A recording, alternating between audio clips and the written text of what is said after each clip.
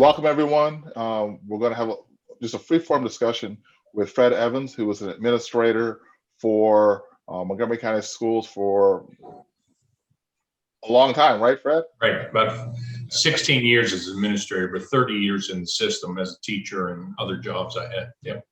And Wayne Ferrell, who was a police officer for 26 years and a cluster security coordinator for the SRO program.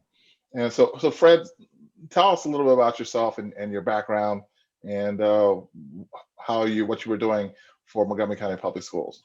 Yeah, thank you. I moved here originally from Pittsburgh, Pennsylvania. Went to college in Ohio, moved here in 1970, and began my teaching career at Thomas S. Wooten High School, first year that it opened. And taught there for 7 years. And then I did teacher training, a lot of diversity training as the system was changing demographically. And we can talk about that some other time. But no, that's important. And then I did that for about 6 or 7 years. Then I went into school administration. I was assistant principal at Rockville High, where Wayne graduated from, not when he was there.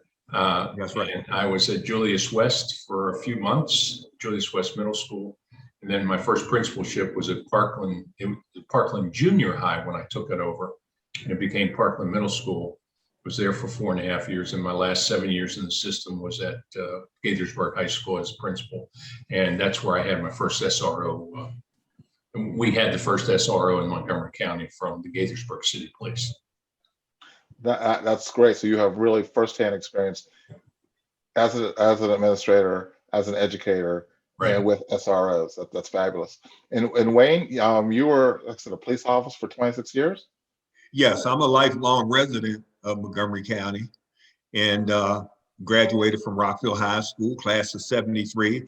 But I went on the police department in 1976, one of the first 20 African-American officers on the department.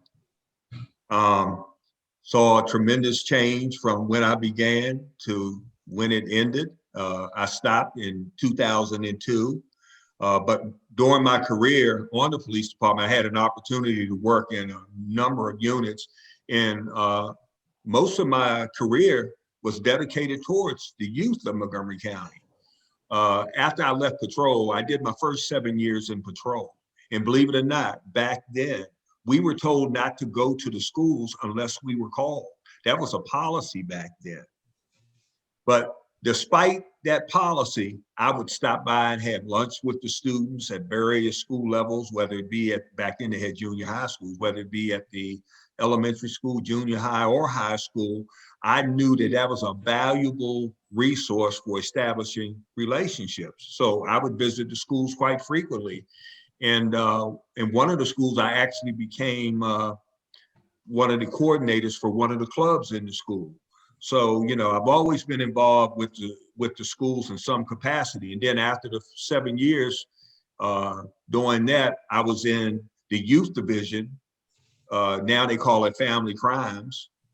And we focus mainly on dealing with, child abuse, unfortunately, physical and sexual child abuse cases and runaway and out of control kids and any other type of delinquent act a child may commit or a kid may commit.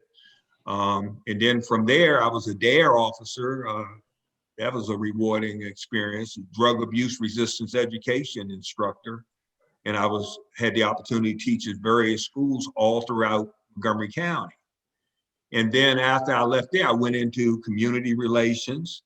I was actually a community service officer at the Germantown Station, and Fred recruited myself and Valentino Jones and a guy, Officer Chris Foreman, to come to their school and teach the Maryland Tomorrow program, talking to the kids about making good decisions and talking to them about law. And Maryland Tomorrow program, I think it was, wasn't it, Fred? Your Maryland's Tomorrow program? That's correct. Yeah. And after that, I actually left there after leaving that unit.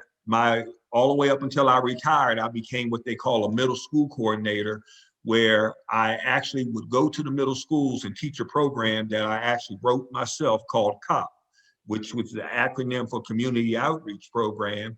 And it was to help kids make good decisions, how to deal with peer pressure, how to deal with violence, and how to resist drugs and alcohol, and a variety of other subjects. So I did that all the way up until I retired. I mean, well, that's fabulous work. That really speaks towards the essence of the SRO, of developing the relationships with the students and helping them, again, make proper decisions.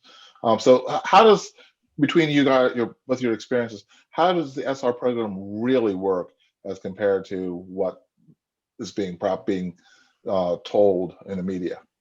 If I can go on that, I think it works well overall. And like any program, it always needs to be looked at and analyzed and make sure that we're doing the right thing. But the SROs, from everything I have seen and heard, now I've been retired, but everything I have seen and heard, have good relationships in their respective schools. And it's important to note that the current high school principals have unanimously said to the community, do not cut that program, because it is a relationship building one.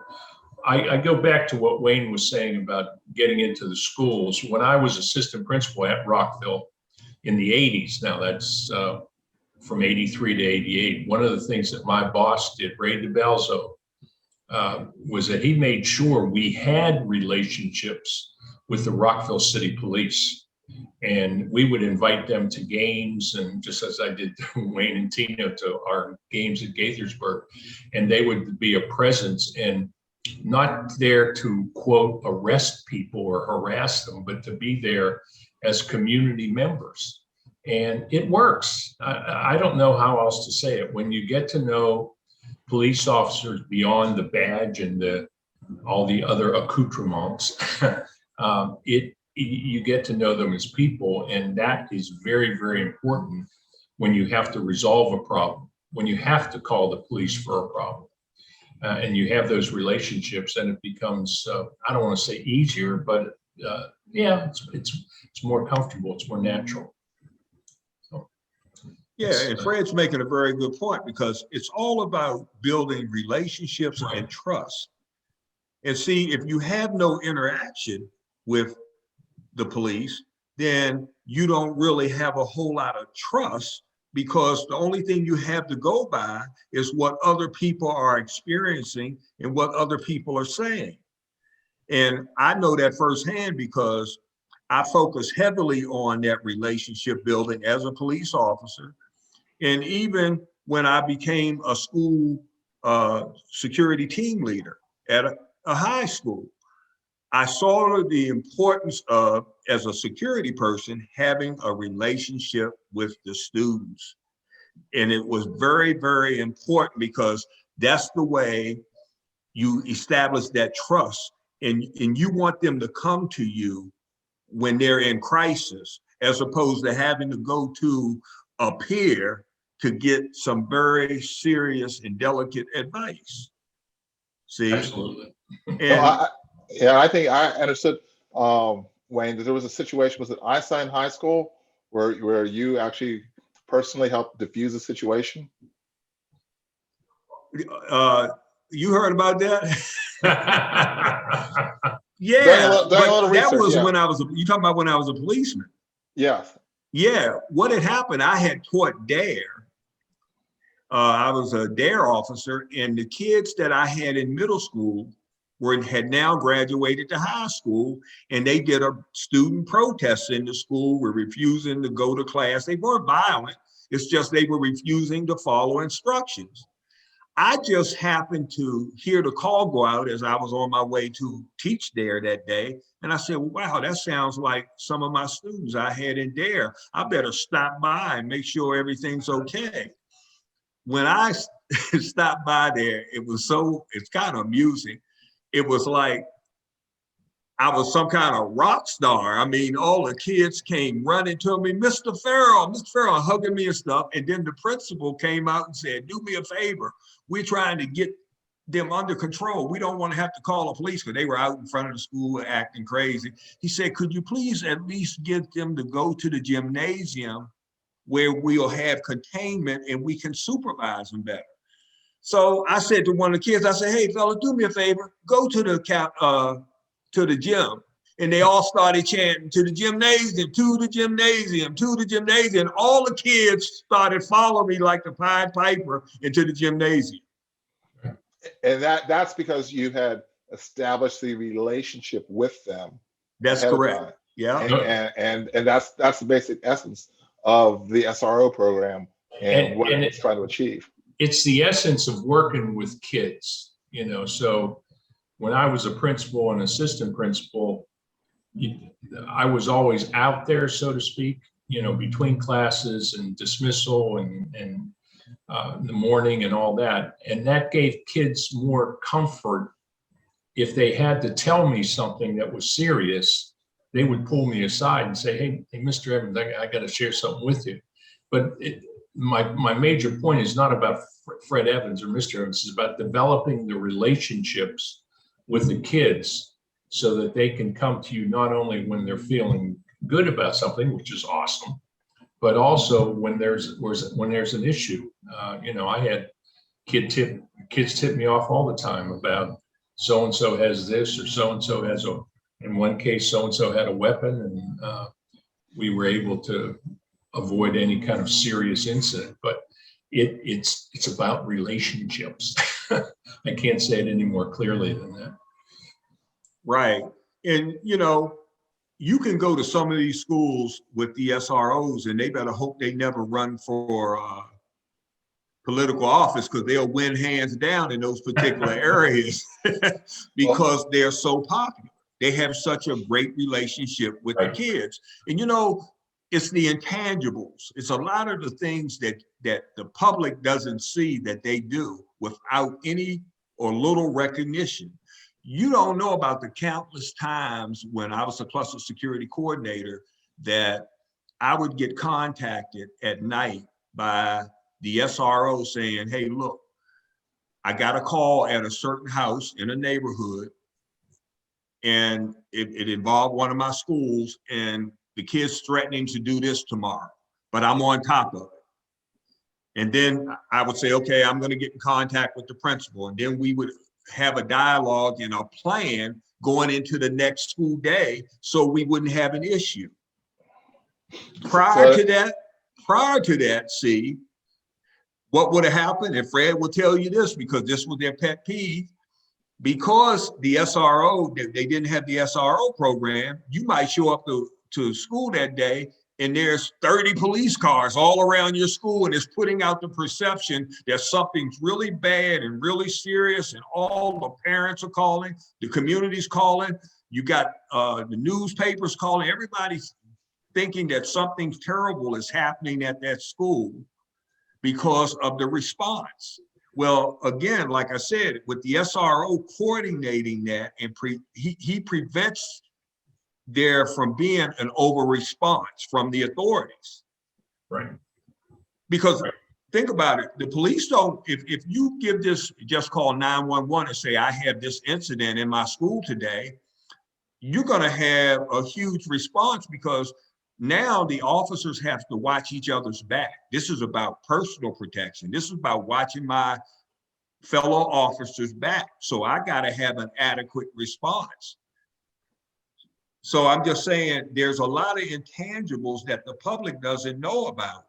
You know, the schools that may have issues with gangs, the number of times that the kids have gone to the SRO because of that relationship and says, look, I'm being threatened or I'm scared.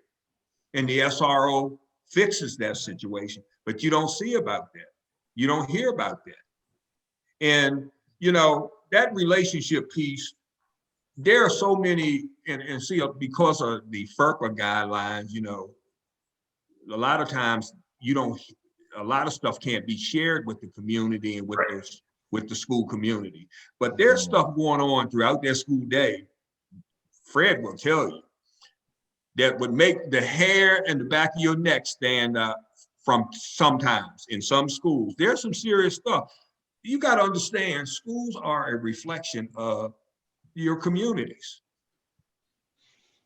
Okay, it don't happen all the time, but when it does happen, there has to be someone there who's professionally trained to be able to suppress that thing in such a way that it doesn't bring alarm to the community. And let me say, just jump in here about bad things happen in school. Bad things can happen in any school in Montgomery County because there are, and I don't want to get into this long topic, but there are perceptions about certain schools or this or certain schools or that. These kind of incidents can occur and will occur anywhere or can have the potential to.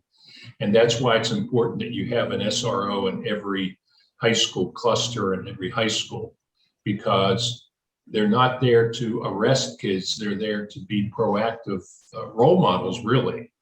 And if it's necessary to take police action, then in fact, having an SRO makes it, I don't want to say easier. It does. But what Wayne alluded to, if the SRO has to, quote, arrest little Jimmy because of a criminal act, then it's not as controversial because little Jimmy knows the SRO. That may, I don't want to have arrests made, but sometimes it has to happen. So it's just real important. When we started the SRO program in Gaithersburg, there was a group of parents that were not happy with the potential to do that. And we finally got it through, got it approved by our PTA and all that. But it was once again that perception thing of, oh, what are people going to say about the school if you have to have a police officer there? And then, as Wayne said, 5 years later, 2003, County Executive Duncan put it in the budget for every high school in Montgomery County. So can you guys speak to the training that the SROs go through? Because I understand it's pretty intensive and very effective. I'm not as aware. Wayne will bring it up to date, but the one program that I have a lot of knowledge about was the SRO program, the national SRO program, where our person was trained to be an SRO. There is a program, I believe it's located in Florida, Wayne, is where the SRO training facility is, but that's one thing. But I know Montgomery County, and Wayne can speak to that next, has extensive training for their SROs. Yeah, here in Montgomery County, the SROs get de-escalation training, disability awareness training, how to maintain a positive school climate, how to interact and have a constructive relationship and interaction with students. They go over implicit bias, right? Disability and diversity awareness training. And they focus on, their attention to racial and ethnic disparities. They also have a 40-hour basic school resource officer training that is mandated and is offered by the state of Maryland. And informal counseling. They talk about schools developing a memorandum of understanding, which we already had. MOU. Yeah, which is the MOU. How, they're familiar with the victimization and protective services units, how to deal with bullying and threats, right, and threats by media, because I'm gonna tell you, probably 90% of the incidents that we have that eventually lead to some type of violent act is instigated through social media. You'd be amazed. I mean, once they, it just drives us crazy. Sometimes in some of the schools, you could see kids gravitate to one area, okay, it's gonna be a fight over there. The security start moving in that direction because they know that based on the movement and the body language of their students, that there's gonna be an incident there. And again, that's based on social media. But, you know, another thing, there was an article that was featured in the Baltimore Sun. And in that article, the recommendation that was made by one of the school administrators was to have an effective SRO program, you need to increase diversity of the officers, right? So when you look at Montgomery County has 26 SROs. Of the 26 SROs, 10 are African-American males, 5 are African-American females, 1 is Hispanic, and then you have 8 white males and 2 white females. What can be any more diverse than that? So what I'm saying is you have a model for program here. That's right. And you should be promoting our program as opposed to demonizing. Honestly, you should be promoting this because they say that another thing they want to recommend, they want restorative practices. They work on that all the time, every summer in their training. For Montgomery County alone, they work on that. They work on implicit bias training. And now the principals, they didn't do it back then when you was principal, Fred, but now they have the principals involved in the selection process. That's right. So what I'm saying is, it is a model program. And then, but you know, these people who oppose the program, the first thing they want to throw in your face, they want to make it sound like that the police are in the school waiting for an opportunity to pounce on students and arrest them for committing a crime, which is not the case. I shared with you before, there were 269 arrests in 2019-2020 school year. Majority of those were in Montgomery County. In Montgomery County.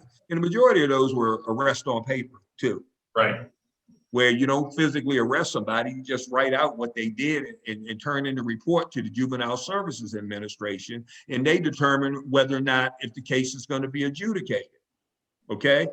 Out of those 269 paper and physical arrests, whatever you want to call it, combination of both, I think it was only like maybe 20 or 29, 20 to 29 physical arrests. It wasn't a whole lot of physical arrests. They don't really arrest. It wasn't even an average of 1 a school hardly. But anyway, out of all of those arrests, 260 of them were initiated by the school. By that, I mean, it wasn't the police officer coming into the school, conducting an investigation and making an arrest.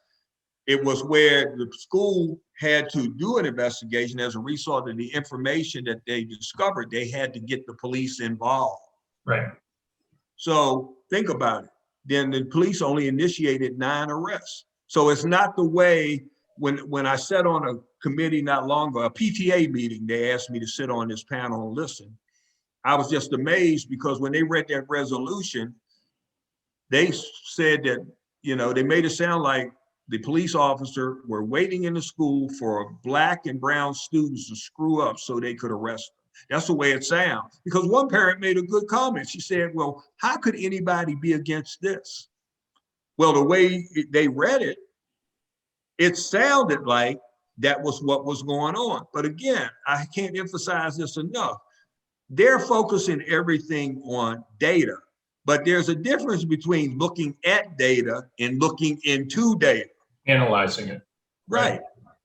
See, I'm saying look into it. Don't look at it. You look at it, it tells you one thing, but when you look into it, you'll say, oh, okay, now I understand. Because I've had civil rights leaders within communities come to me before because something happened in one of my schools where they tried to imply the police didn't have an adequate response.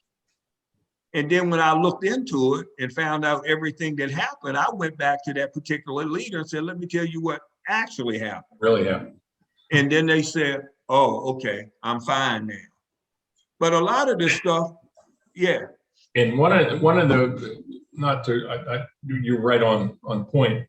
One of the things that has to be analyzed and spoken to, and Wayne just did, is that the alleged disparity between African American, Black and brown kids in terms of how many times they're being arrested, et cetera, et cetera, et cetera. Racism is still a problem in the United States. I don't have to give a lecture on that. But what we have to do is not assume that that is what is behind the SRO program in Montgomery County or in other places. I can only speak to Montgomery County. And as Wayne said, if you have a concern with the case, you check it out. And if there was a problem, then you fix it. But do you get rid of all SROs? So if I have one bad teacher, a weak teacher, does that mean I fire all the teachers? or do I work with that one or one bad principal, you know? Well, Fred, fire all the principals? You made a good point there. Here's another analogy we can use on that. There's still a disproportionate number of Black and brown kids suspended. That's right. So do we get rid of all the administrators? That's right. I mean, same analogy. Right. Now, do we suddenly take all the administrators out of the schools because of the disproportionate number, or do we fix it? See, again, we are the ones, Montgomery County should be building bridges instead of walls, because now you're putting the police behind a wall. Right. Why not try to establish communications? Right. That's established communications. That is, I think, a classic point that I think all parties, regardless, who really want to move something forward, want to be intellectually honest, that's oftentimes the basis for misunderstanding, is lack of communication and lack of understanding. I feel really blessed about just my experience in training and how I got to know Montgomery County, especially in the late 70s and early 80s, and worked in different communities that were traditionally African-American communities, and got to know people and not just perceptions of those communities.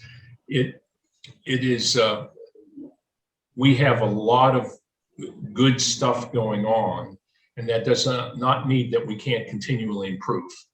But to throw away all the SROs in this example is not the right way to go. The program is established, it's proven its successes in so many ways. So that sounds great. So let me ask you guys. Go ahead. That's one of the things that irritates me about all of this, is the fact that being involved with having a career, with always understanding the importance of building and establishing relationships, it just bothers me and annoys me that you have a group saying, we need community policing. We want community policing, but don't come unless we call you. Don't come here unless we call you. That was one of the biggest problems. I told you, I was one of the first 20 Blacks come on the police department, and I had the fortune of going back to my old home community. I love it dearly, Lincoln Park Pride, going back to Lincoln Park and working. And I just remember my first field training officer, I asked him, could we ride? Because of me being proud, my fellow people who I grew up with never saw me in uniform. I just wanted to ride through Lincoln Park so they could see me in uniform. Right. And my field training officer saying, no, we don't go in Lincoln Park unless they call us.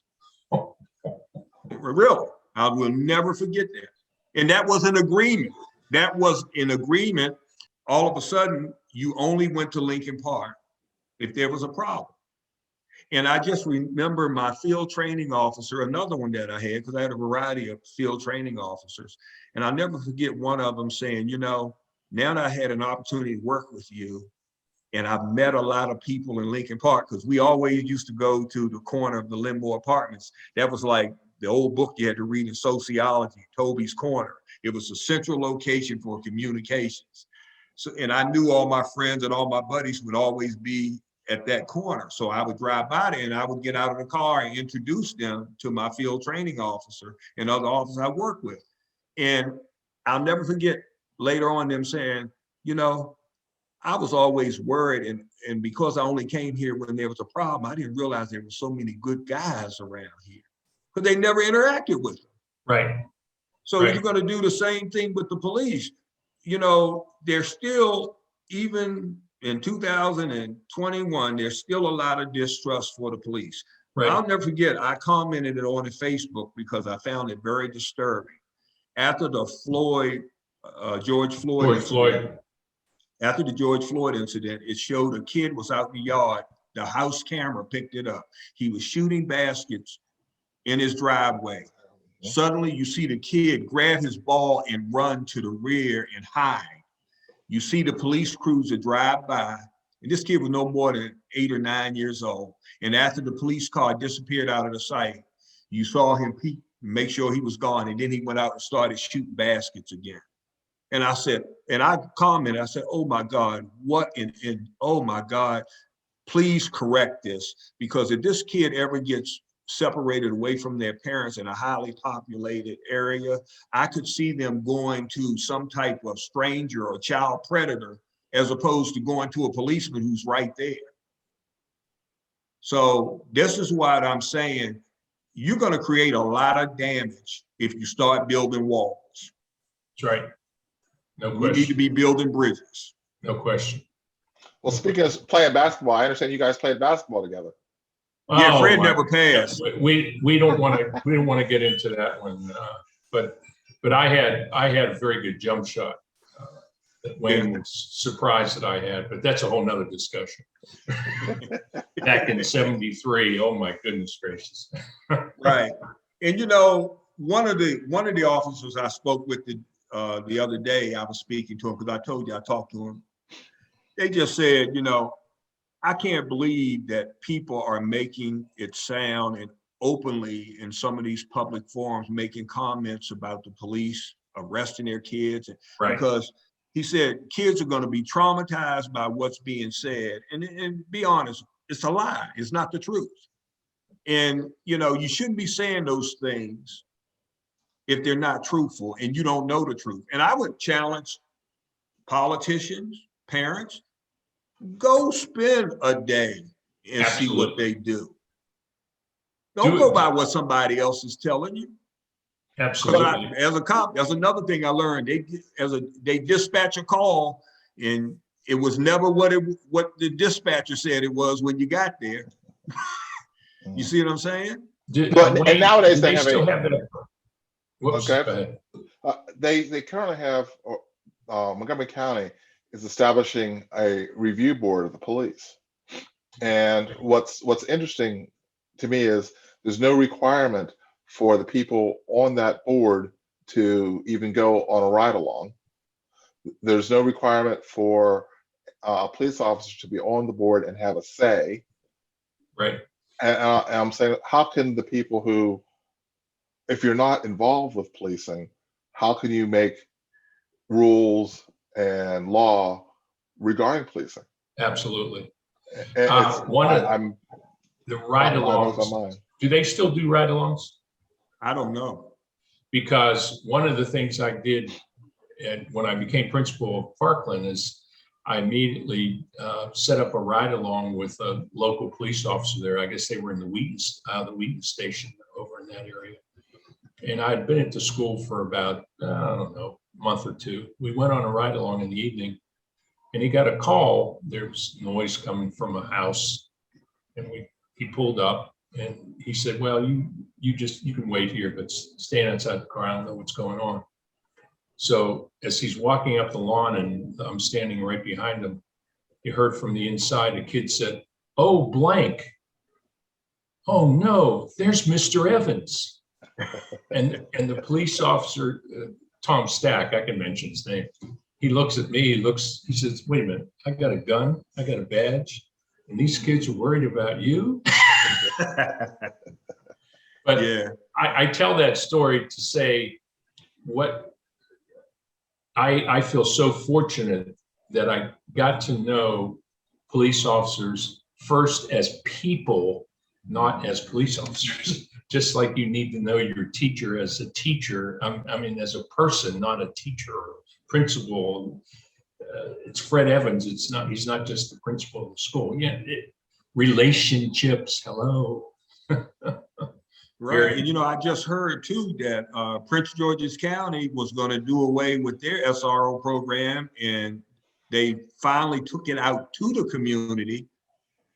And 80% of the community said, we want the SROs to stay in our schools. Right. So it's going to stay now. I heard that too. Yep. Right. And another thing, these people are making decisions. Where are the stakeholders? I call the stakeholders the school principals, the school security, and the cluster security coordinators who deal with this every day in and day out. Right. And I consider, to give you an idea of how popular they are among the school administration, I remember there was from time to time, there would be sensitive incidents that would occur at middle schools and elementary schools. And the principals would ask me, as opposed to having to call 911, can you get the SRO to come over? And let me describe that to you, because I'm not trying to take anything away from patrol, because the patrol officers in Montgomery County are very professional and they have their acts together. But when I was a patrol officer and I responded to a school, and I can only speak for myself, you'd have to talk to them to see if they see it the same way I see it, but I'm sure they do. I look at things through a patrol officer's lens. So if I was called into a school for a situation, I'm in there, but my mind is, let me hurry up and get this done, because we're low on personnel. We got people in court. We got officers on calls. We got people out on leave today. It's not a whole lot of us out there. So it becomes a safety issue for the officers out on the street. So if I get in front of Mr. Evans and say, hey, Mr. Evans said, hey, but Officer Ferrell, let me tell you something. Tom Jones is a nice kid, and he's having this go on, and he's having this go on in his house, and this. He's going to want to tell me a story about Tom Jones, and I'm going to say to Mr. Evans politely, I understand, Ms. Jones, Mr. Evans, that's something you'll have to deal with, but I just need the facts, because I got to get back out there on the road. There's nobody in service right now. And if I take too long, let's suppose I stay there and listen to this kid's unfortunate plight. I wouldn't be surprised if my sergeant doesn't get on the radio and says, could you check the welfare? Because, I'm spending such an enormous amount of time at this school. And I'm not going to be able to justify to him why officers are out there handling calls without backup, because I'm listening to an unfortunate situation that a kid has to go through. But the SROs are there and trained, and they have no other commitment. So they're there to listen to that. They understand the culture of the school system, which is very important. And they're going to show more compassion, because that's what they're trained to do. And that's why they are there. Right. Yep. Well stated. Yep. I think you guys have covered it very well, covered the topic very well. And so I thank you for your time this evening.